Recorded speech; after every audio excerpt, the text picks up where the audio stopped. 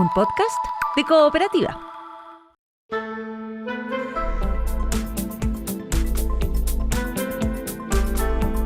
Hola Santiago, hola Chile, hola al mundo que nos sigue a través de cooperativa.cl. Este primer café de lunes 5 de enero lo vamos a compartir con Ricardo Solari, socialista, presidente del directorio del Instituto Igualdad, que es el centro de pensamiento del Partido Socialista, con Claudio Arqueros de la Fundación Jaime Guzmán, centro de pensamiento del gremialismo, con Luis Ruz, presidente del directorio de Democracia y Comunidad, centro de pensamiento de la democracia cristiana y consejero nacional del partido, y con Rodrigo Uvilla, director del área política y sociedad civil de Libertad y Desarrollo, centro de pensamiento de la derecha en el país. Con ellos, entonces, compartimos este primer café de hoy. Estás escuchando el podcast de El Primer Café, una presentación de cooperativapodcast.cl. Hola, ¿cómo están? Muy buenos días. Sin lugar a dudas, el tema que nos va a convocar de conversación es la situación en Venezuela. Se ha comentado, se sigue comentando mucho, analizando, ¿verdad? Solo para actualizar un poquito lo que ha sucedido últimamente, ¿no es cierto? Daisy Rodríguez, que llama a la cooperación con Estados Unidos en su primer mensaje como presidenta encargada de Venezuela, invita al gobierno norteamericano a trabajar conjuntamente en una agenda de cooperación orientada al desarrollo compartido. También dijo que el país tiene derecho a la paz, a su soberanía, a su futuro. También, ¿no es cierto?, destacar que su nombramiento fue respaldado por las Fuerzas Armadas a través del ministro de Defensa, Vladimir Padrino López de Venezuela. También apareció, ¿no es cierto?, en su primer Consejo de Ministros, ahí rodeada de los actuales líderes del gobierno chavista, digamos. Y eso es como, digamos, lo último que ha ocurrido. De parte de Donald Trump, los últimos dichos ayer, en el avión que lo llevaba, ¿no es cierto?, de regreso, amenazó a Colombia, ¿no?, diciendo, ¿no es cierto?, que puede haber también una misión de Estados Unidos en Colombia. Dice, ya recordar que el sábado incluso Trump le había advertido a Petro que debe cuidarse el trasero. También habló sobre Cuba, dijo que está a punto de caer, pero que está tan mal económicamente que él cree que no va a ser necesario incluso que ellos intervengan. Bueno, son las últimas noticias, lo más reciente. Trump allá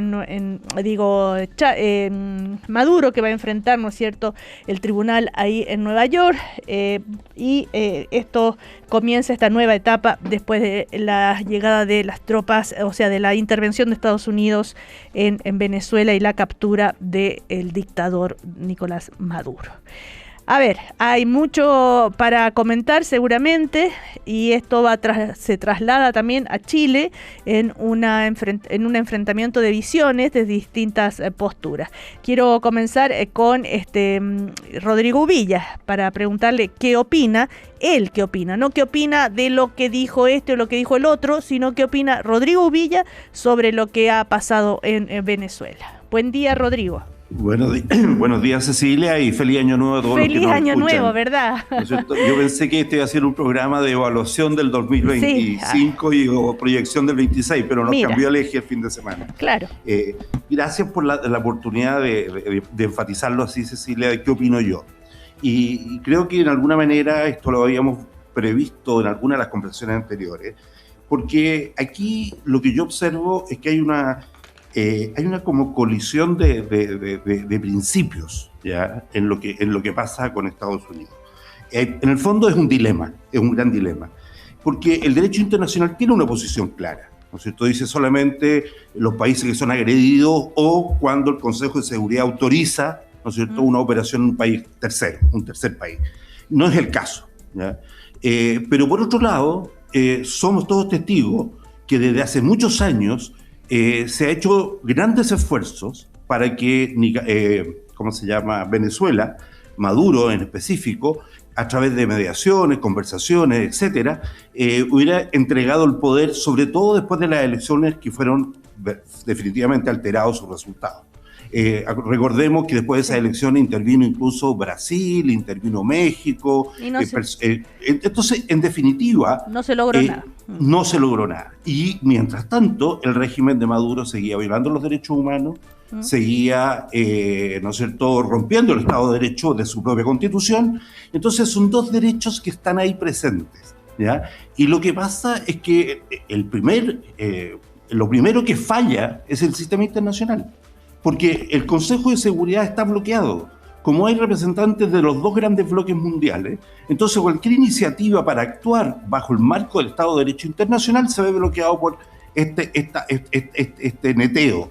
Entonces, en definitiva, lo que hace Estados Unidos bajo una orden judicial es sacar a Maduro y llevarlo a un tribunal que vamos a ver hoy día, ¿no es cierto?, el inicio de un proceso judicial. Entonces, yo creo que se agotaron todos los recursos para efectos de que Maduro entregara el poder a González y ya, ¿cómo se llama?, María Corina Machado. No se logró y entonces Estados Unidos recurre a esta estrategia, ¿no es cierto?, de llevar a Maduro a un tribunal en Nueva York. Es lamentable porque lo primero que falla, en mi opinión, es el derecho internacional. Ahora, la verdad, Cecilia, no le saco el bulto, estoy contento que Maduro esté hoy día en un tribunal en Nueva York, porque las violaciones de derechos humanos, el impacto que esto ha tenido en Latinoamérica, nosotros tenemos 750.000 venezolanos registrados en el país, probablemente son más, personas que salieron no por gusto, sino que salieron del país por una situación o humanitaria o persecución política. Y esa situación, ¿no es cierto?, a partir de este hecho, debiera empezar un camino de salida. ¿Cuál sería ese camino de salida? Veámoslo más adelante, porque si no me monopolizo todo el tiempo. Sí, claro.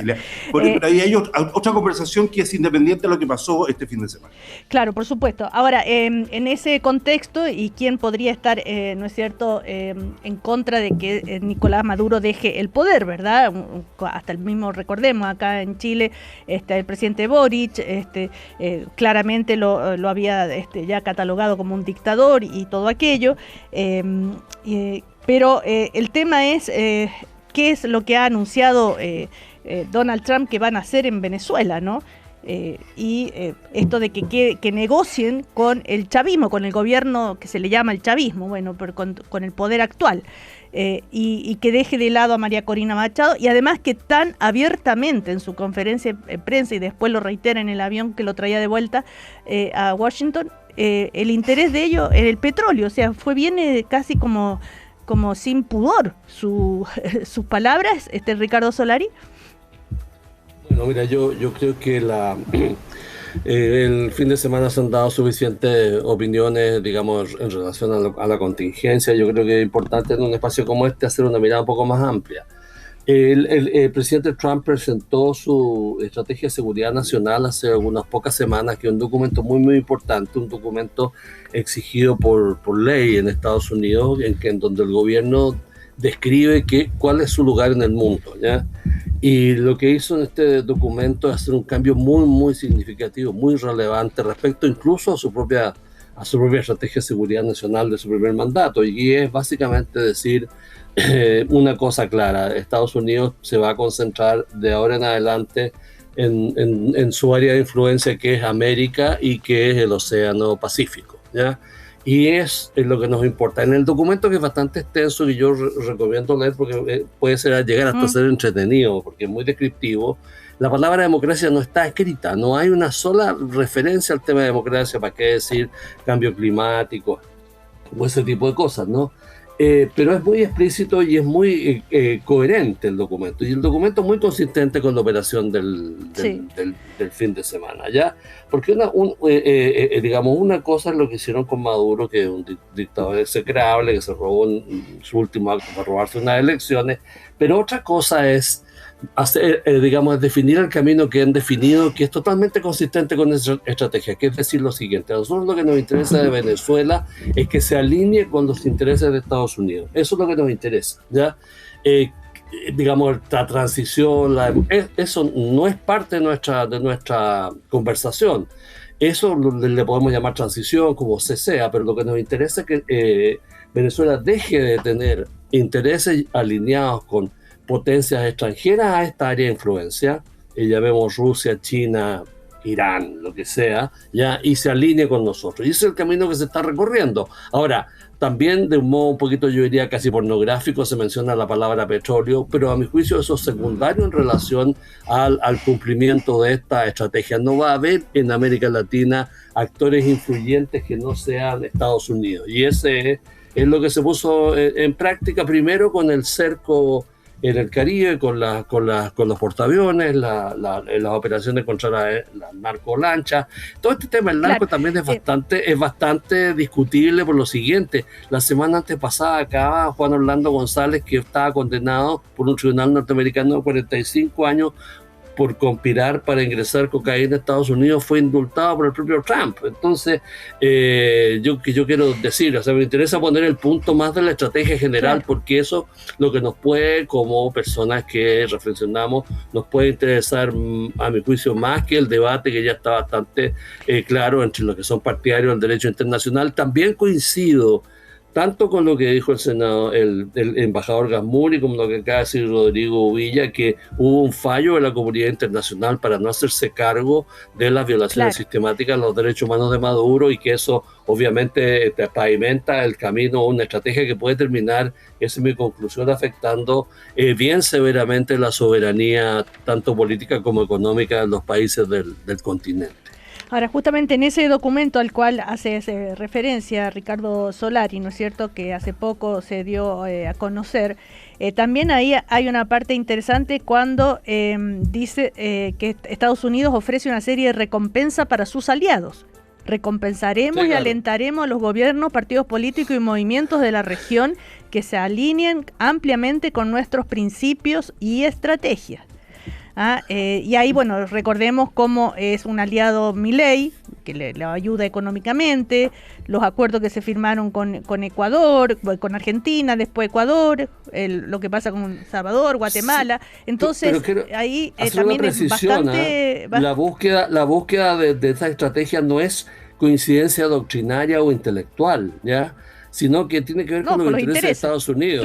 Claro, no, aquí no hay ninguna pretensión, no es la idea de la administración Obama o de las anteriores, que es que, digamos, el fin de la historia y somos capitalismo con libre mercado, comercio exterior y democracia. Eso no está no hay ninguna referencia a esa materia, sino el interés de Estados Unidos, y es muy explícito y es muy claro el documento.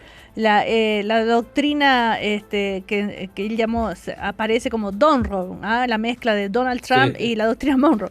A ver, Claudio Arquero, buen día, ¿cómo estás? Buen día.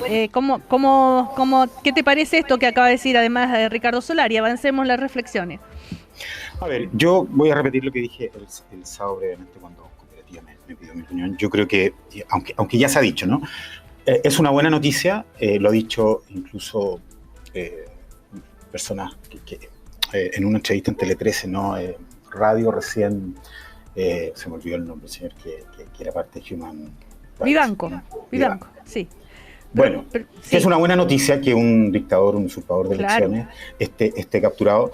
La forma, ciertamente, no es la que quisiéramos, no es la mejor. No es una buena solución, si se quiere, en una frase concreta, Cecilia. Esa es mi opinión. Porque además abre muy claramente... un nuevo escenario, esto que ya se venía hablando, un nuevo orden, pero además deja abierta la pregunta que todos quisiéramos responder, cuál es qué va a ocurrir con el régimen, ¿no? Estados Unidos ha hablado y debiéramos intentar todos tender hacia allá, que lo que se busca es una transición pacífica. Yo lo que espero es que eso ocurra, que la transición sea en paz y hacia la democracia, porque finalmente el pueblo venezolano hoy día celebra, y lo que celebra no solamente la caída de Maduro, sino que una esperanza en virtud de regresar a la democracia. Esto está abierto por las palabras de Trump, por las formas de Trump, por el temperamento de Trump. Aquí no basta con el escenario que nosotros vemos hoy día del lugar de las potencias, ¿no? Ejerciendo su poder por sobre el derecho internacional. No basta con declararse o de derecha o de izquierda, eso no, yo creo que no está ahí, no se centra ahí, y por tanto los escenarios al respecto siguen abiertos. Yo creo que, como reflexión a propósito de eso que decía Ricardo, que esto es una instancia de reflexión, este programa lo permite con todo lo que se ha dicho, es, bueno, se apela al derecho internacional, se señala, se pone el eje en que si esta acción se apega o no al derecho internacional, y la pregunta es, bueno, ¿qué ocurre con el derecho internacional? Esa es una reflexión que hay que hacerse.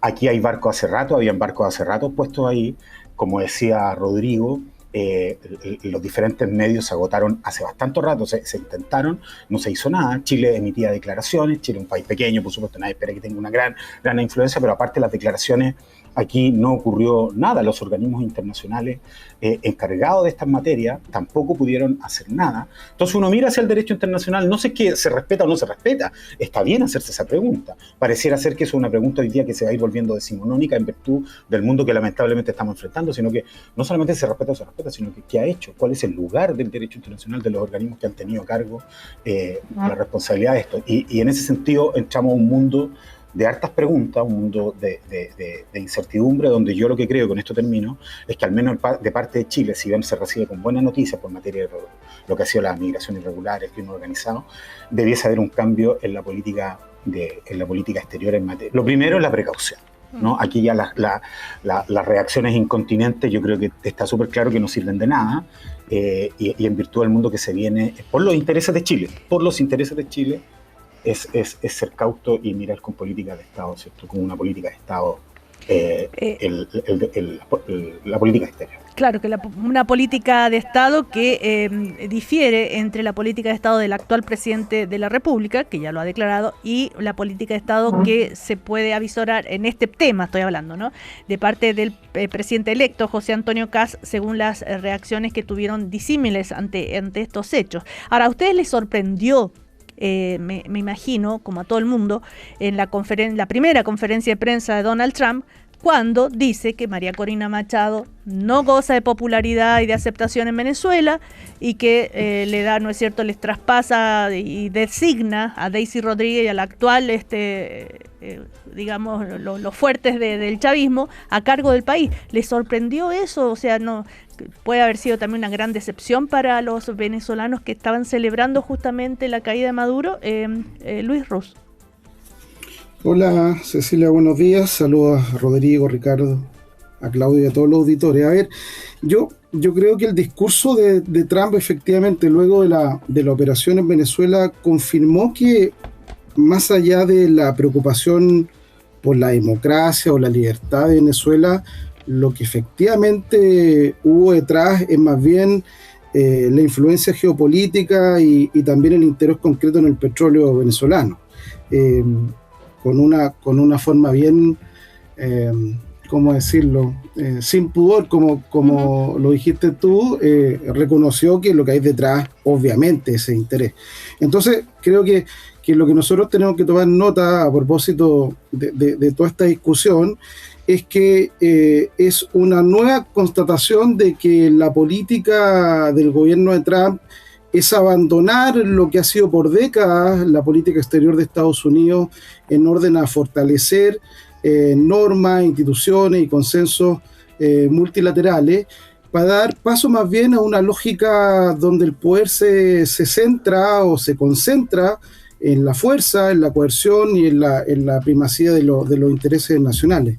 Es decir, la política de Trump aplicada en este caso a Venezuela supone ya asumir que la soberanía deja de ser un principio inviolable en materia internacional, ¿verdad? Sí. En el sistema internacional, para convertirse más bien en un dato subordinado a los intereses de cualquier potencia dominante.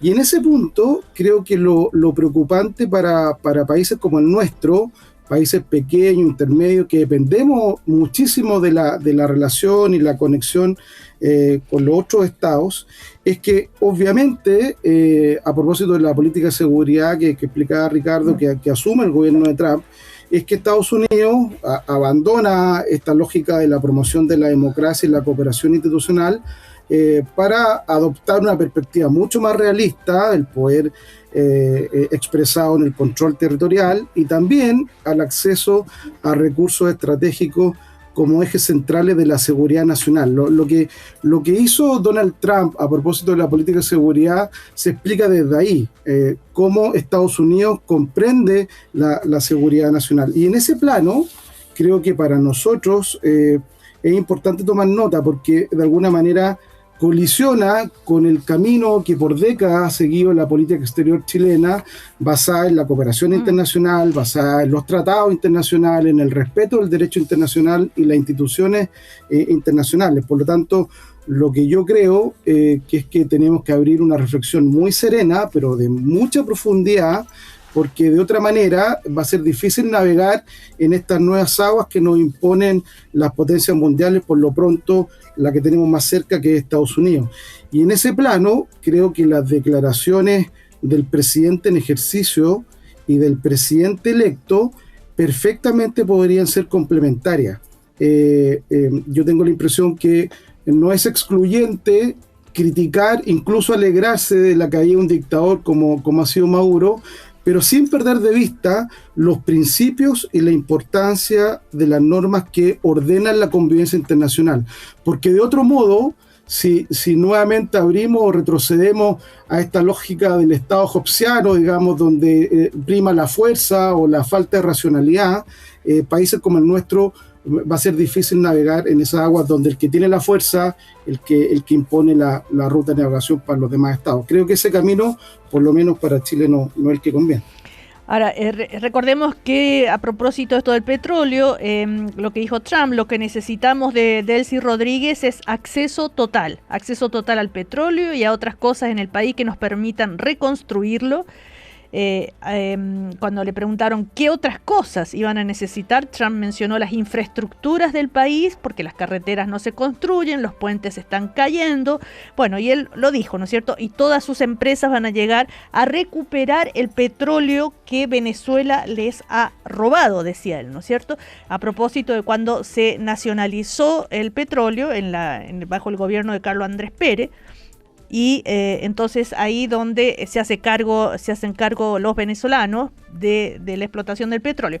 Nos vamos a comerciales, luego seguimos en el primer café. Ya volvemos. Estás escuchando el podcast de El Primer Café, una presentación de cooperativapodcast.cl. Seguimos entonces en este primer café con Rodrigo Uvilla, Luis Ruz, Claudio Arquero, Ricardo Solari. Estaban analizando profundamente la situación en Venezuela, el accionar de Estados Unidos, lo que va a pasar, qué irá a pasar con Maduro en ese tribunal, porque está acusado, ¿no es cierto?, de terrorismo, de narcotraficante, de todo, en fin, de mandar cocaína, fentanilo a Estados Unidos. Pero hay que ver si están las pruebas, y bueno, estamos a la expectativa de aquello. Pero lo curioso, o sea, lo llamativo quizá, o la tal vez preocupación de tantos venezolanos y venezolanas tan felices con la caída de Maduro, será qué va a pasar allá, ¿no es cierto? ¿Qué pasa con Corina Machado? ¿Qué pasa con la oposición venezolana? Capriles, Guaidó, parece que no están muy unidos esa oposición tampoco. Bueno, toda esa incertidumbre, ¿no? En ese sentido, ¿algo que decir, Rodrigo Uvilla? Y no me contestó ninguno sobre la sorpresa que les puede haber causado cuando dejan de lado a María Corina Machado. ¿Cómo se explica eso? Sí, a mí me interesaría en ese punto, que encuentro que es muy interesante. A ver, creo que Venezuela entra en un periodo de inestabilidad, de una fragilidad, ¿no es cierto?, impresionante, ¿ya? Los procesos de transición son altamente complejos. Porque en el fondo hay que conjugar un montón de elementos. En el caso específico de Venezuela, va a sonar raro lo que voy a decir, pero lo voy a explicar para que se entienda bien. Yo creo que la movida estratégica de Estados Unidos es correcta, ¿ya? En el sentido de que el poder todavía lo tiene el chavismo, llamémoslo de esa manera. Porque el poder se expresa en 2 o 3 cosas que son básicas. Primero, el poder de las armas. El ejército está con el actual régimen. Segundo, en Venezuela existen colectivos que son personas chavistas que tienen armas en las calles, ¿ya? Entonces, el poder de la fuerza está en lo que es el actual régimen. Segundo, Delcy Rodríguez es parte del corazón de ese chavismo, claro, y del gobierno de Maduro, por lo cual a ella le reconoce en interlocución todo el ejército y todos los poderes reales del Estado, del actual régimen. El tercer elemento es que el país no se puede paralizar. ¿ya? Y no es no es una expresión banal lo que estoy diciendo, una cosa. Hay países que se paralizan, donde el Estado entra en caos, no hay administración. Y ella responde también, por su condición de ex vicepresidenta, a una continuidad administrativa, llamémosla así. Entonces, estos tres elementos creo que son esenciales, son riesgosos, es una apuesta riesgosa, pero son esenciales para poder lograr una transición. Y ahí es donde yo entiendo algunas de las expresiones del presidente Trump, otras me parecen poco afortunadas, pero en el sentido de avanzar en un camino ¿ya? Y esa estabilidad, ¿no es cierto?, en esta etapa, que es una etapa de manejo de crisis, creo que no la alcanzaría María Corina Machado ni el presidente Edmundo González. ¿Por qué? Porque no cumple ninguno de los tres requisitos anteriores que yo mencioné. Tiene una relación de colisión, de conflicto con el régimen militar y con todos los colectivos, no manejan las armas, no manejan el poder de las armas y finalmente no están dentro del aparato del Estado. Entonces, yo creo que el espacio de Marina Corina Machado, Edmundo González, es un espacio posterior.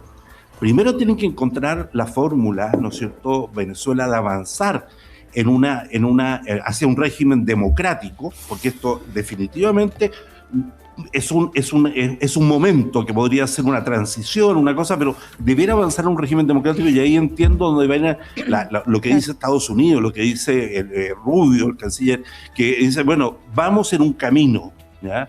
Ahora, se confunde, y yo le encuentro razón, Cecilia, cuando se mete el tema del petróleo y se extrapola a Colombia, a Cuba, esa es otra discusión, ¿ya?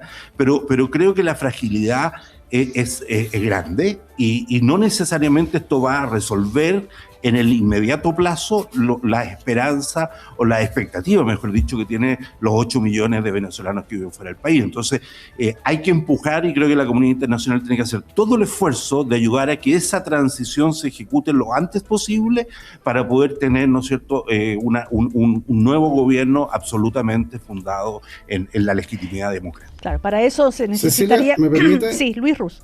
Sí, a propósito de eso, que siguiendo la reflexión de Rodrigo, yo creo que precisamente está por verse si efectivamente a Estados Unidos le interesa que en Venezuela vuelva a la democracia, y lo digo de manera provocadora, porque, y aquí me cuelgo de un artículo bien interesante del comité editorial del New York Times del 3 de enero, que precisamente califica este ataque a Venezuela como ilegal e imprudente. Y digo esto porque también se ha abierto un debate en el mismo Estados Unidos de la pertinencia de esta forma que ha tomado la política de Trump a propósito de intervenir estados distintos al propio. Y en este artículo, en el Times, es interesante porque este comité editorial, que es un grupo de periodistas, digamos, de opinión que escriben con la libertad obviamente independiente en la redacción misma del periódico, es que hacen alocución y recuerdan cómo ha sido la intervención de Estados Unidos en distintos países. Ahí está Irak, menciona Afganistán, etcétera, etcétera, donde efectivamente luego este tipo de intervenciones lo que queda no es necesariamente una democracia en plenitud o relaciones normales, sino que más bien queda cierta inestabilidad. Entonces, por eso que lo preocupante en el caso para nosotros, ya en una situación totalmente cercana, en el mismo barrio, que se imponga este tipo de política para ser aplicada en nuestro continente. Porque si ahora sigue, por ejemplo, Colombia, o si el día de mañana el presidente Trump no está de acuerdo en la política que Chile u otro país defina, que vamos a ser objeto también del mismo tipo de ataque o de intervención, creo que esa es la reflexión que nosotros tenemos que hacer, insisto, con mucha serenidad, porque si nosotros caemos en esta lógica de que la política exterior la define la potencia de turno, es un camino riesgoso para nosotros. Ricardo Solari. A ver, mira, hay varias dimensiones, sí. Voy a agregar algunas que no se han mencionado. En primer lugar, en la opinión pública norteamericana es abrumadoramente contraria a que Estados Unidos se involucre con tropas en guerras fuera, digamos, en guerras, ¿ya? No quieren tener tropas y que norteamericanos corran riesgos de vida por estar... Ay, se nos cortó la comunicación con Ricardo Solari, la restableceremos inmediatamente, Ricardo, para que continúes con lo que estabas analizando. Justamente Ricardo Solari, que estaba tratando de hacer un punto distinto. Mientras, Claudio Arquero, a ver, decía Rodrigo Villa, ¿no es cierto?, del momento, que esto es una estrategia de Estados Unidos, ¿no es cierto?, para inteligente, porque el poder lo tienen todavía los chavistas, ¿no? Y entonces que se empieza el camino a cómo podría ser ese camino, qué rol podría tener y cómo te imaginas la oposición en Venezuela, que es la que podría llevar adelante y qué poder tiene para enfrentarse a estas fuerzas armadas que siguen siendo leales al chavismo. Yo creo que yo estoy de acuerdo con Rodrigo. Aquí hay una cuestión que es muy importante, que es cuál es que estas décadas, ¿no? El chavismo ha penetrado toda la estructura del Estado, ¿verdad? Y más allá, como sabemos, de la democracia, ¿no? Fuerzas políticas, digamos, armadas, en fin. Entonces lo que yo veo en la estrategia de Estados Unidos positiva inicialmente, ¿por qué? Porque básicamente lo que tratan de evitar básicamente es un enfrentamiento en el tejido social. Porque si usted hoy día le entrega el poder a la oposición en el entendido que las Fuerzas Armadas se entienden como leal al chavismo, bueno, y el tejido social se puede enfrentar, lo que tendría que terminar interviniendo Estados Unidos es más muerte, y lo que se está tratando de evitar es precisamente eso. Eso, entre otras cosas, porque al final, digámoslo, la última palabra, como Rodrigo lo decía, ¿no? En estos conflictos los tienen los militares, las armas, ¿no? Sí. Y en esa lógica quiero hacer un punto más en la estrategia que me parece inteligente.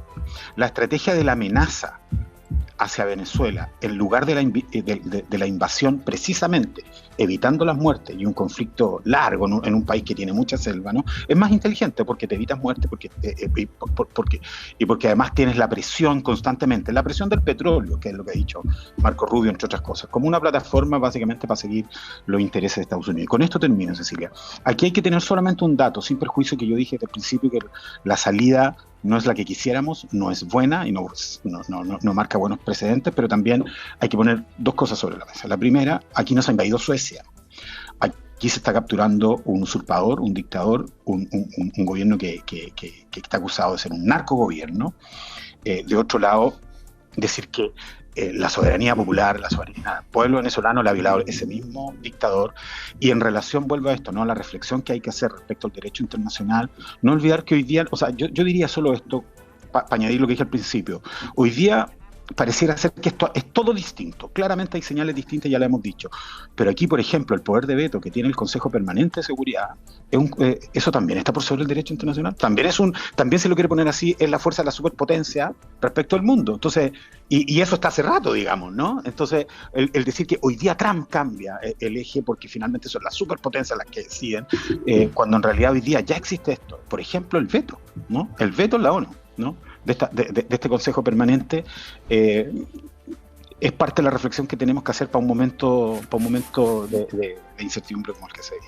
Yo creo que, con esto termino, la palabra que hay que cobrar, Cecilia, con esto termino. Luis, solo para terminar, yo creo que hay que cobrar una palabra al final a Estados Unidos, y esa palabra que hay que cobrar dentro de todos los marcos de la diplomacia y la democracia es que esto se transforme en una transición pacífica y exitosa, que es lo que se promete. ¿Y tú crees que a Donald Trump le importa que le cobres la palabra? Bueno, puede ser que no, Cecilia, pero Estados Unidos va a tener diferentes gobiernos. Estamos suponiendo que Estados Unidos, que Trump no va a seguir, o que Trump va a seguir ad eternum. Estamos suponiendo eso, yo no doy por eso por sentado, pero yo creo que puede ser reelecto. Que si de algo se trata, la promesa hoy día, es cierto, estamos un personaje que cambia temperamentalmente. Pero está bien, pero lo que nosotros debiéramos fijarnos en esto, en virtud de la precaución, que yo decía que hay que tener en la política internacional hoy día como política de Estado, es buscar y hacer todo lo posible porque se genere una transición exitosa. Yo creo que las palabras de Trump respecto a Machado no son buenas, son parte de su temperamento, tienen que ver con el premio Nobel, todo lo que nosotros sabemos, sus reacciones, pero hay que hacernos... Pero no son solo las palabras de Trump. Marco Rubio lo confirma y muy seriamente. Pero él habla muy bien de ella, tiene unas palabras distintas. Sí, pero dando cuenta de que no le van a dar el poder a ella, no se lo traspasan a ella. No, estoy de acuerdo, y es lo que yo he dicho y mantengo la opinión de Rodrigo. Apoyo la opinión de Rodrigo. A ver, ¿qué decía Luis Ruz? Quería decir algo. Sí, es que la diferencia con Claudio es que con todo, pero el Consejo de Seguridad de Naciones Unidas es un órgano colegiado, digamos, efectivamente están las principales potencias, en fin, pero un veto por la fuerza, por el poder. Dentro de lo que se entiende como el sistema internacional. A diferencia de esta otra lógica que es un actuar totalmente unilateral y basado en intereses particulares. Entonces, ¿cuál es el riesgo que yo veo acá? Si a mí la verdad no me interesa Maduro ni mucho menos. Yo critico y lo he criticado del día uno como dictador. Ese no es el problema hacia adelante. El punto es más bien otro, es que si terminamos por legitimar una intervención por razones de seguridad nacional, como la que esgrime Donald Trump y Estados Unidos, también se abre la puerta a que, por ejemplo, Rusia o China invoquen argumentos similares en Ucrania y en Taiwán. Entonces, ese camino, esa puerta, nos abre a que las grandes potencias, sobre pretexto de seguridad nacional de sus respectivos estados, puedan intervenir, puedan bombardear o puedan afectar cualquier tipo de gobierno en el mundo entero. Entonces, ese camino, digamos, el que países como el nuestro, no sé si es bueno tomarlo. Ricardo Solari, ahora sí retomamos. No sé qué parte me quedé. Recién estabas diciendo que tú querías agregar algo que no se había dicho todavía, o algo más, digamos, en todo el análisis. No, la verdad es que reconstruir una intervención que hice, porque ya la hice frente al silencio, ¿ya? Pero quería decir básicamente lo siguiente, mira, la comunidad internacional aquí ha jugado un rol muy, muy negativo, o sea, no muy negativo, no ha actuado o no ha podido actuar. ¿Qué podrían haber hecho? Las dos cosas, y cuando hablamos de comunidad internacional, y eso ¿a quién nos referimos? De la evaluación del ciclo, ¿ya? Porque no ha actuado con celeridad frente a la invasión rusa en Kiev. No ha actuado con celeridad tampoco en los temas de Gaza, ¿ya? Ricardo, pero te vuelvo a insistir, ¿qué puede hacer concretamente? Dame un ejemplo. ¿Qué poder tiene la comunidad internacional? Es que eso es el cambio de época. Eso es la importancia. Claro, es un cambio de época y yo coincido mucho con lo que dice Luis Ruz. Es decir, estamos en una nueva época que no es buena para los países como el nuestro, que no es una buena. Nosotros tenemos comercio abierto con todo el mundo, tenemos inversiones de muchos países, y si nosotros nos concentramos o quedamos en una zona de influencia y eso limita esa capacidad, va a ser muy negativo. Si luego nuestra soberanía a raíz de conflictos de cualquier naturaleza es evaluada desde el punto de vista de un nuevo, digamos, de este nuevo policía inadecuada, también corremos riesgo. Yo creo que eso es un asunto sobre el cual la comunidad política del país tiene que reflexionar, ¿ya? Y esto obviamente tiene que hacerse de un modo franco y mirando la crisis actual del sistema digamos, del sistema del multilateralismo. O sea, hay un problema mayor con el multilateralismo. Hoy día se reunía el Consejo de Seguridad, más o menos uno sabe lo que puede ocurrir ahí, hay derechos a veto. ¿Cuál es, si efectivamente la decisión norteamericana de cambiar su estrategia de seguridad nacional es consentida por rusos y chinos? ¿Qué va a pasar con las zonas de influencia que estos propios países tienen? Ya Rusia reclama unos derechos sobre la ex Unión Soviética, los chinos una área muy importante de influencia, no solo en Asia, sino que más allá. Entonces creo que estamos enfrentados a un nuevo paradigma mundial, y esa es la reflexión que yo creo que es válida y útil para nosotros, porque mira, el incidente Maduro va a pasar.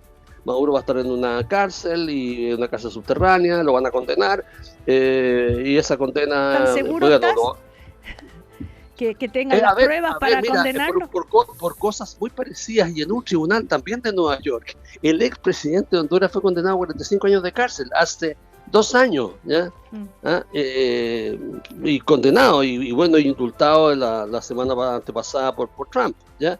Entonces digo, no sé, yo creo que son, mira, yo no imagino a los Estados Unidos haciendo toda esta operación, con todo este inmenso conmoción para terminar en una absolución en un tribunal de Nueva York para el señor Maduro. No pasan cosas, tú sabes. Sí, uno nunca sabe. No, es que hay quienes dicen que las pruebas no están, como pasó, o por ejemplo, como pasó en Irak, que finalmente las armas químicas no existían. Pero las pruebas se demostró que los informes eran adulterados y las pruebas eran falsas, después de que el país había sido recontra invadido y habían muerto cientos de miles de personas, y que el Estado de Irak se hubiera disuelto. resuelto en un conjunto de pedazos, ¿no? Te quiero decir, a Libia fue por decisión del Consejo de Seguridad, se tomó una decisión, no fue el Consejo, creo que fue la OTAN y Estados Unidos, hicieron una invasión en Libia y liquidaron a Gaddafi, y hoy día el país no existe, ¿ya? Es un conjunto digamos, de facciones, claro, que se disputan, entonces, claro, pero yo creo que no me da la sensación de que lo hayan llevado hasta donde lo llevaron para que vaya a ser absuelto, y yo creo que las pruebas, bueno, van a tener que construirlas. Claro, ¿ya? Ahora, esta nueva época, Perdón, no es por eso que lo sacan. No. Ahora, esta nueva era es como tener que hacernos la idea que ya que el mundo se está dividiendo entre los tres poderes, China, Rusia, Estados Unidos, y habrá que acostumbrarse a eso. Bueno, a menos que exista una reacción hay varias cosas que se pueden decir. Primero, yo creo que si digamos, los países logran mayores niveles de cooperación, hace difícil esta estrategia. Segundo, si Europa puede jugar un papel nuevo, también hace difícil esa estrategia. Uh-huh. Ahora, bien tímida fue la primera reacción en Europa, y hoy, perdón Luis, solo es que mira, se nos volvió a cortar la comunicación con Ricardo Solari, la vamos a restituir. Macron hoy recién dice que el método usado por Estados Unidos para derrocar a Maduro no cuenta con el apoyo ni la aprobación de Francia, aunque ayer sus primeras declaraciones fue un poquito más tímida. Sí, Luis Ruz. Sí, es que efectivamente acá, como explicaba Ricardo, Europa, el rol de Europa va a ser fundamental. Jamás pensé que iba a reconocer esto, pero lo dicho por Marine Le Pen, a propósito de la intervención de Estados Unidos, yo estoy de acuerdo. Esto de que el derrocamiento exterior de un gobierno por la fuerza no puede ser una respuesta aceptable, digamos. Fue las declaraciones de Marine Le Pen, que es una de las liderazgos de la ultraderecha francesa. Entonces, yo creo que ese es el precedente complejo hacia adelante.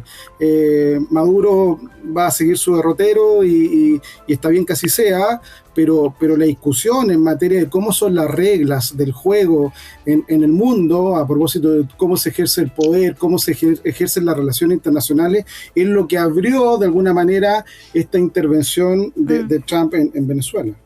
Ahora, se ha comentado también a propósito de esto del derecho internacional, quienes lo defienden, se ha trasladado también a Chile en una discusión, en una digamos, una dimensión política de oposición, de oficialismo, de izquierda, de derecha, en fin, ¿no?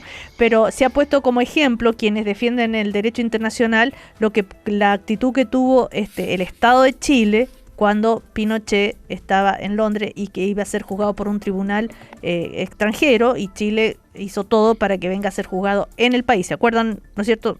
Creo alguien que lo conozca más en detalle y pueda recordar eso. Y ahí respetando lo que era el derecho internacional. ¿Rodrigo? Sí, yo creo que hay una diferencia. Chile tenía un Estado de Derecho con tribunales independientes. No, entonces, pero respecto al derecho internacional.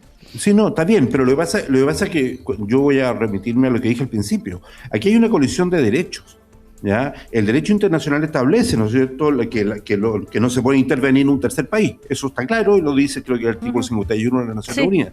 Pero por otro lado, también se reconoce en el caso de Venezuela que se estaban violando todos los derechos básicos humanos, ¿no es cierto?, y el no respeto del Estado de Derecho propio del país. Claro. Entonces ahí hay una colisión de derechos. En Chile, ¿no es cierto?, Chile tenía un sistema y reconocido, ¿no es cierto?, con tribunales independientes, no dependiendo, ¿no es cierto?, en este caso, de las autoridades militares, digamos. Entonces, Chile reclamó, y de hecho fueron los gobiernos de la Concertación, el gobierno de la Concertación que reclamó que si había que juzgar a Pinochet, se le hacía en Chile. Claro. Y ese fue el pleito que se produjo. Yo creo que estamos comparando situaciones distintas, Cecilia. ¿Ya? Definitivamente acá, y yo quiero decir que estoy completamente de acuerdo con Ricardo, con todos los anteriores, en términos de que lo que colapsó, ¿no es cierto?, es el sistema internacional. Mire, se nombró aquí a Gaza, a Palestina, hemos hablado de Ucrania ahora, pero en Sudán, el último año han muerto más de 100.000 personas. ¿Ya? Creo que, no sé, son 12 o 13 millones de personas que han salido de su país, también una migración forzada, y las Naciones Unidas no hacen nada. Es un sistema que está muerto, Es una burocracia que no sirve para resolver este tipo de situaciones. Entonces, si no partimos haciendo una reflexión de que en un momento donde hay tensiones, como usted bien lo dijo, entre las tres grandes potencias y el organismo que viene de los años 40, ¿no es cierto?, llamado a resolver esto, lo único que hace son declaraciones genéricas, entonces lo que estamos permitiendo es que en Gaza hayan muerto 45, 55 mil personas. Hay algo que pueda hacer un organismo, hay algo debiera, pero a lo menos... Pero la pregunta que le quiero hacer, ante países que, por ejemplo, como en este documento de Estados Unidos, dice recuperar la idea de la paz por medio de la fuerza, ante las fuerzas, bueno, Naciones Unidas autorizó a Estados Unidos hace 20 o 30 años atrás para llegar a Haití, que permitiera, no me acuerdo el nombre del presidente del momento que lo habían sacado, para que pudiera recuperar el poder. Estados Unidos desembarca en Haití y después se retira. También hay modalidades, ¿no es cierto?, donde el ejército conformado, el ejército de Naciones Unidas conformado por distintos países puede ocupar un territorio bajo ciertas normas y códigos internacionales. Nosotros como país estuvimos en Haití por 10 años. ¿Ya? Autorizado por las Naciones Unidas, solicitado por las Naciones Unidas. Era un rol activo, pero hoy día se bloquean. Europa, yo creo que ahí Ricardo tiene razón, Europa en este momento está sufriendo, ¿no es cierto?, está como jamón de sándwich, como se dice a nivel popular, porque tiene la presión, ¿no es cierto?, de Europa del Este, básicamente de Rusia, y la OTAN por el otro lado. Entonces, estamos en una situación que es compleja. Es decir, yo quiero empatizar, ¿no es cierto?, con que este señor esté hoy día entrando a un tribunal en Nueva York, me parece muy bien, muy bien. Pero eso no nos lleve por el camino que optó Estados Unidos o por otros caminos de la indiferencia, como fue Gaza o Sudán hoy día o como es Ucrania, no nos lleve a no tener una reflexión profunda. Y eso es lo que yo espero que el nuevo gobierno, ¿no es cierto?, más que declaraciones, el nuevo gobierno chileno, más que declaraciones genéricas como la que firmó España, Chile, Colombia, Venezuela y Uruguay, que llama al diálogo, ponga el acento donde corresponde. Las organizaciones internacionales no están dando el ancho hace mucho rato en el mundo. José Antonio Kast dijo algo en ese sentido, no lo recuerdo. Yo espero que José Antonio Kast manifestó su alegría, complacencia con la detención de Maduro. Y apoyando a Estados Unidos en su acción. Yo espero que exista una política activa en este sentido, que los organismos internacionales realmente estén orientados no a financiar una burocracia, sino que a resolver los problemas del mundo. Bueno, vamos a ir a comerciales, ya a la vuelta, el último bloque, ahí sí vamos a retomar con Ricardo Solari, ya volvemos. Estás escuchando el podcast de El Primer Café, una presentación de cooperativapodcast.cl. Último bloque de nuestro primer café de hoy con Rodrigo Ubilla de Libertad y Desarrollo, Luis Ruz del Centro Democracia, el Centro Pensamiento, Democracia y Comunidad de la Democracia Cristiana, Claudio Arquero de la Fundación Jaime Guzmán, Ricardo Solari del Instituto Igualdad del Partido Socialista. Bueno, hemos dedicado hoy el primer café a analizar este hecho tan importante a nivel internacional y regional, que es lo que ha sucedido en Venezuela, ¿verdad? Y la captura de Maduro, que como decía recién Rodrigo Vergara, ya va camino al tribunal ahí en Nueva York. Ahora, yo les decía antes en los comerciales que esto también traslada la discusión a la política interna de Chile y no sé qué opinan ustedes con esto de, la izquierda está en contra de lo que pasó en Venezuela y la derecha está a favor.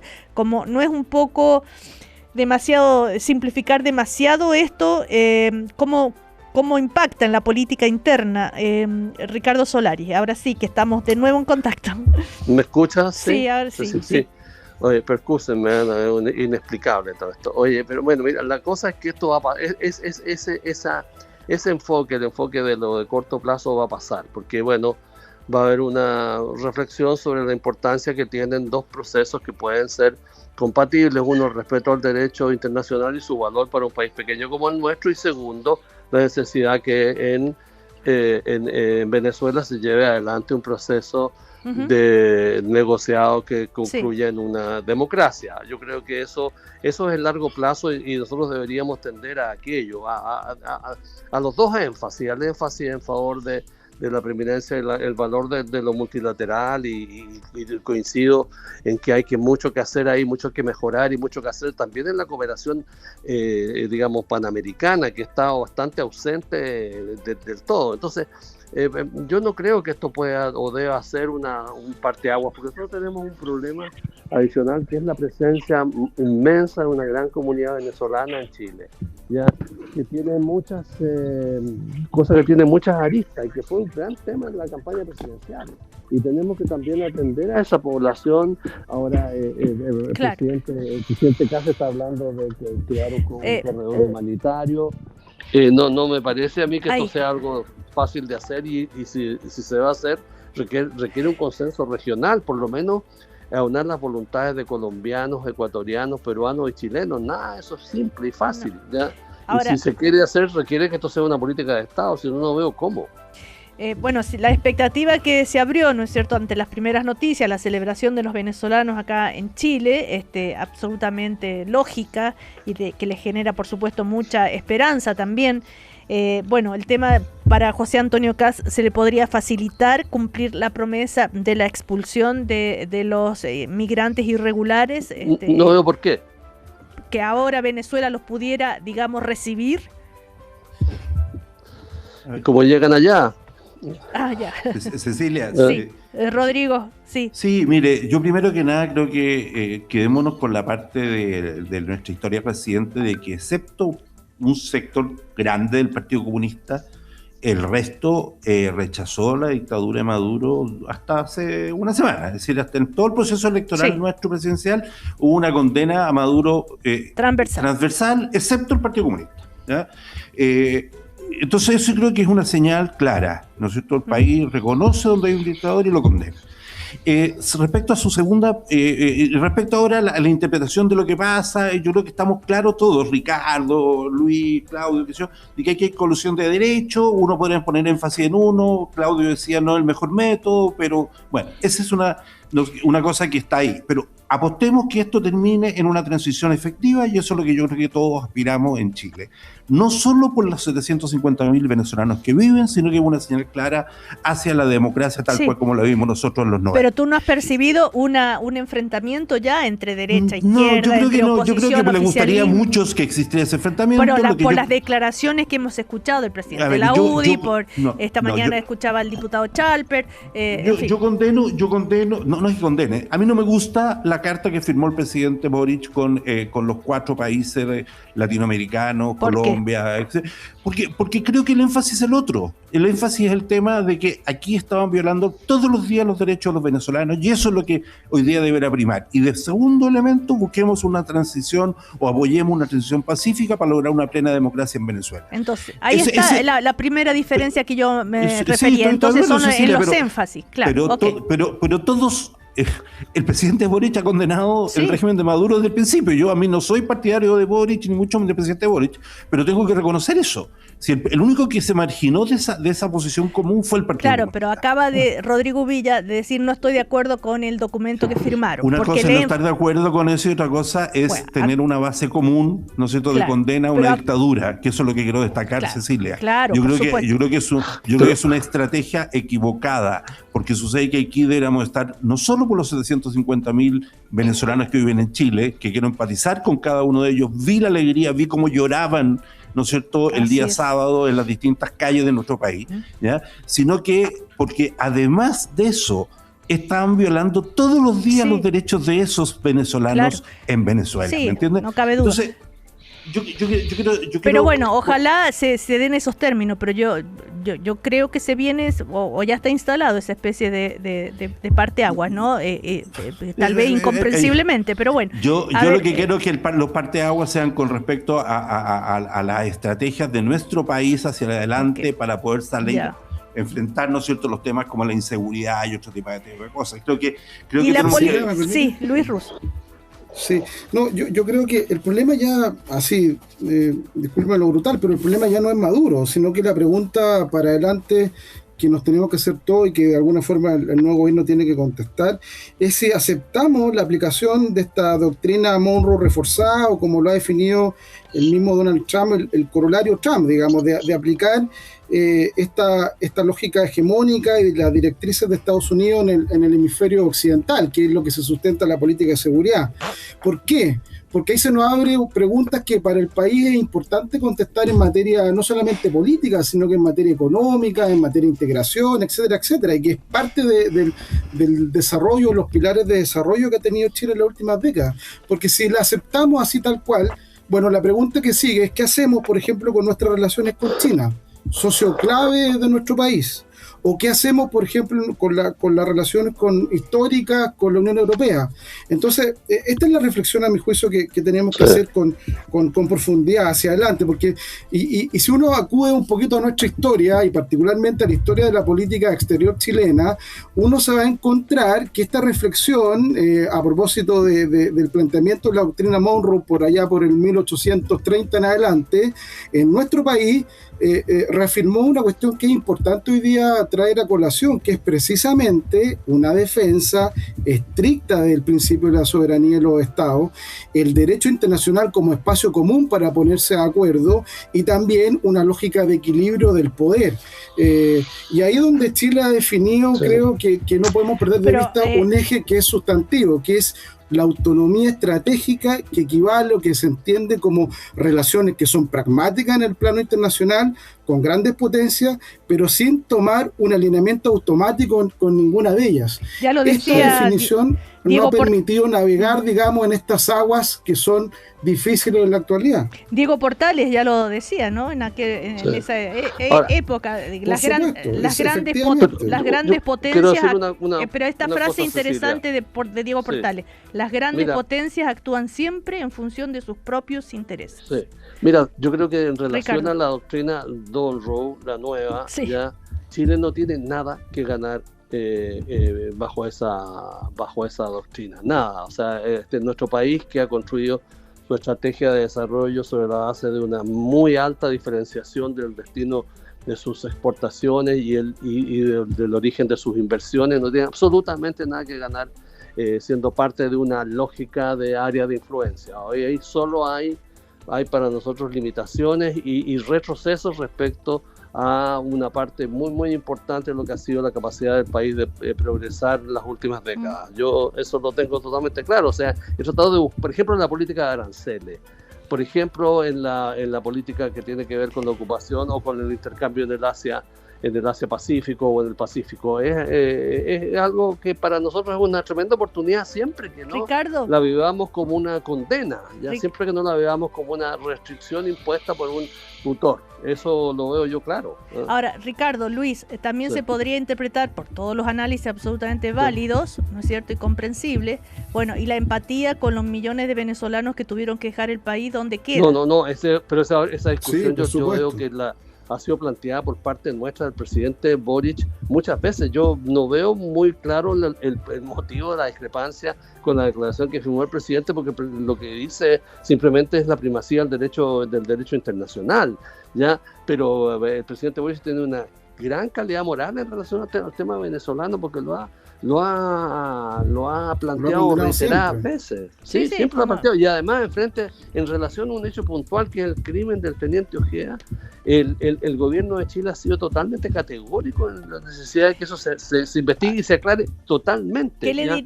¿Qué le dirían ustedes, y a los cuatro le pregunto, a los venezolanas que están en Chile, según algunas, primero la gran euforia, la gran algarabía, después cuando empiezas a conversar con muchos de ellos, bueno, algunos dicen sí, nosotros queremos irnos, otros dicen estamos trabajando ya instalado, tal vez no se van a ir porque tienen una vida mejor acá, porque volver a Venezuela también es volver a un país que económicamente no está muy bien, pero ¿qué le dirían a esos venezolanos que se les ha abierto tantas expectativas y esperanzas, ¿no? ¿Qué hará Chile con ellos? ¿Cómo los ayudará a volver? No sé, o algo así. ¿Claudio Arquero? A ver, yo creo que lo fundamental es esperar que estamos en un momento donde todavía las cosas no decantan, ¿no? Ese es el momento del mundo y por eso estamos reflexionando como estamos reflexionando. En virtud de aquello, es esperar que la transición sea lo más exitosa, que cueste la menor cantidad de vidas posible, y en eso Estados Unidos tiene una responsabilidad y es lo que yo le transmitiría al pueblo venezolano con toda la angustia, con toda la ansiedad que esto genera. O sea, les diría, esperemos, esperen. No, por supuesto, pero más que eso hay que pedirle a los países, al país en el que están, a Chile, ¿no? que abogue precisamente porque esa transición sea lo más rápida, pacífica y exitosa. Y Chile en eso tiene algo que decir en su transición. Mi reflexión final, Cecilia. Yo creo que aquí, a propósito de las críticas que van y vienen, yo me voy a colgar de algo que decía Ricardo, no sé si lo interpreto bien o no, pero es lo que yo, en mi opinión, colgando algo. Él decía algo que decía él. Ricardo decía, bueno, aquí hay un problema, no sé si así tal cual, pero daba a entender que había un problema, una crisis, o al menos algo que reflexionar respecto al rol del multilateralismo, ¿no? De los organismos internacionales. Yo creo que pedir más diálogo, más democracia, ha sido infructuoso. Se pide respeto por el derecho internacional. Estoy de acuerdo. Yo creo que eso es fundamental y lo ha dicho hasta el presidente electo en su declaración en las primeras horas que se supo de la intervención, ¿no? El respeto por esto. Pero la pregunta ahora no es solamente si se respeta o no, sino que cómo convertimos en eficiente el derecho internacional y los organismos internacionales. ¿Cómo se te ocurre? Es que esa es la reflexión, Cecilia. Ese es el problema que hoy día tenemos. Si eso es lo que no hemos resuelto hoy día y que nadie ha resuelto. Si llevamos años pidiendo diálogo y finalmente lo que concluimos y lo que yo puedo ver con esta reacción, con esta intervención de Estados Unidos, es que finalmente ahí tenemos un problema. Tenemos un problema, sí, todos pero coinciden en mi eso. Principio previo es que el derecho no puede estar del lado del opresor. ¿Cuál es el lugar que debiera ocupar Chile? Un lugar donde sus intereses sean protegidos, donde las declaraciones ya no sean solamente genéricas o en virtud de una reacción incontinente ideológica, sino que más bien se puedan traducir en acciones, en buenos resultados para nuestro país, en la lógica y en los límites que pone el contexto del orden mundial actual o el cambio de ese orden mundial actual. Uh-huh. A ver, yo le diría, Luis Russo. Yo le diría la misma reflexión que hizo Diego Portales a propósito de la doctrina Monroe a los amigos venezolanos. Portales, a propósito de esta reflexión, señalaba que hay un riesgo finalmente de sustituir una dominación por otra. Es decir, claro, pues se puede liberar de Maduro, pero ¿qué es lo que sigue? ¿Cuál es la siguiente dominación? Si es el problema de aceptar la doctrina Monroe o esta doctrina Monroe reforzada, porque elimina las reglas que permiten el entendimiento internacional por aquellas reglas que le imponen más poderoso. Ese es el riesgo que hoy día es lo que estamos viendo en Venezuela. Y no se trata de defender a Maduro ni mucho menos, hay que condenarlo, sin duda. Pero aquí importa proteger los principios de la democracia, de la libertad y de las instituciones. Y es el camino que por lo menos hoy día no se ve en el camino que está definiendo Trump para Venezuela. Ahora, además de la imposibilidad o que no pudieron hacer nada los organismos internacionales, la oposición en Venezuela. Está bien, se dice no pueden actuar porque hay represión, etcétera, pero hubo momentos de mayor agitación de la oposición, donde se expresaron con más fuerza. Recordemos la época Guaidó, etcétera. ¿Qué pasa ahí? ¿Creen ustedes que conoce bien lo que está pasando en la política interna de la oposición allá en Venezuela? Rodrigo. No sé si tienes información o... No, pero uno tiene antecedentes de lo que ha pasado en el pasado inmediato, disculpe. Y es que ha sido una oposición bastante fragmentada. Claro. Incluso en estas circunstancias extremas. Recuerden que Edmundo González es candidato único de la oposición porque Maduro lo que hace es neutralizar a todos los precandidatos. Él fue durante un año antes neutralizando, invalidando, sacando del juego a muchas alternativas que aspiraban a la presidencia. Si no hubiera sido eso, hubiera tenido usted a varios candidatos representando a la oposición. Esto se dio también en los años 80 y 90, es decir, ha sido una oposición... diría yo la palabra exacta, fragmentada. Ahora, esto debiera llevar a que esta transición que estábamos tratando de dibujar, yo estoy con Luis aquí, que hay un riesgo en todos lados. Esto es una definición estratégica de Estados Unidos de apoyar, ¿cierto?, a que Delcy Rodríguez avance en esta transición, pero puede salir hacia cualquier lado, digamos, el tema. Yo no me atrevería a ir en una línea o en otra. Pero eso pasa también porque la oposición que tiene varias expresiones, también entienda que es una transición que tienen que en el fondo esperar un momento. Si aquí, a ver, yo recuerdo, Cecilia, porque me tocó participar del primer gobierno democrático en Nicaragua de doña Violeta, cuando ella gana la elección en el 90. Había un ejército que fuera liderado por Joaquín Cuadra, ¿no es cierto?, que era sandinista, que aceptó el fallo ciudadano y apoyó ese ejército que era sandinista al gobierno democrático. Es decir, quien administra las armas tiene que estar convencido de que hay que dar un paso hacia la transición, ¿ya? Y eso es lo que yo creo que va a estar en juego en las próximas horas y los próximos días en Venezuela. Sin eso, el resto es un sueño, es un sueño. Hay un punto que quería hacer que es bien de detalle, pero extremadamente relevante. Yo creo que hay una decisión que el gobierno venezolano actual tiene que tomar, que es la libertad de los presos políticos. Exacto. Hay una cantidad muy importante de presos políticos en Venezuela, lo sé porque tengo amigos que plantean que se hagan declaraciones en un sentido o en otro y que nadie mencione este punto como un punto de exigencia. Me parece como algo muy digamos necesario de mencionar, porque Edmundo González lo pidió, sí. Edmundo González lo pidió, claro, pero lo pidió, pues, él es un exiliado, es decir, él es una víctima, ¿ya? Que lo pida una víctima no tiene la relevancia que tiene que lo pidan aquellos que están opinando sobre los asuntos de un tercer país, ¿no? Eso es lo que tenemos todos que hacer. O sea, que Trump debería pedir eso, ¿o quién? O sea, Trump, debería ser parte del proceso, no porque lo pida Trump, debería ser parte del proceso, porque si no, no sé de qué estamos hablando, porque si no, ahí sí que queda claro que solo estamos hablando de petróleo, ¿no? Y eso sería que es lo que supone mucha gente, ¿ya? Pero bueno, yo espero que no sea solo de eso, que tenga que ver con un proceso de democratización del país, y eso pasa por esto que estoy mencionando, ¿no? Porque eso no requiere cambios institucionales, una mera voluntad, en ese caso una mera decisión de la autoridad, ¿ya? Nada más. O sea, con todos los bemoles y críticas que se puede hacer la transición política a la democracia en Chile, creo que ahí hay harto aprendizaje que las experiencias como la que está viviendo Venezuela son interesantes de recoger. Estaba recordando que Capriles hace como un mes decía que la salida tenía que ser pacífica. No creo en la guerra, decía Enrique Capriles, uno de los líderes de la oposición en Venezuela. Hay que ver ahora que hasta ahora no se le ha escuchado reacciones más inmediatas de las últimas horas, los últimos días, digamos. Lo último que he encontrado, digamos, hace de un mes atrás, ¿no? En todo caso, ahí donde está, vamos a ver qué sucede. En todos los jerarcas actuales que quedan de todas maneras en el poder en Venezuela dicen que no hay presos políticos en Venezuela. Recordemos aquello, ¿no? Y lo han vuelto a reiterar ayer.